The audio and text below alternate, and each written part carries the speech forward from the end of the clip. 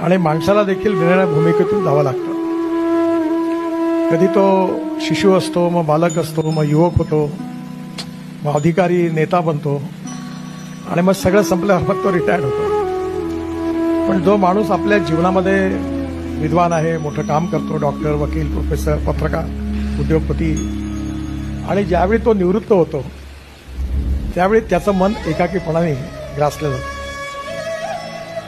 घरामध्ये हेही होतं की जेव्हा माणूस ऍक्टिव्ह असतो, पैसे कमवत असतो, तेव्हा त्याची किंमत वेगळी असते, आणि जेव्हा तो निवृत्त होतो तेव्हा घरातल्या लोकांचाही पाहण्याचा दृष्टिकोन तेवढा महत्वाचा त्याकडे बघण्याचा नसतो.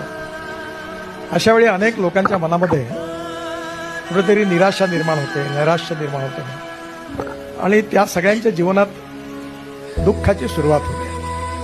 अस्वस्थता, मानसिक संतुलन बिघडतं, आणि त्यामुळे ते जीवन दुःखी होतं, आणि त्यातच 60 वर्षांनंतर व्याधी पण मागे लागतात.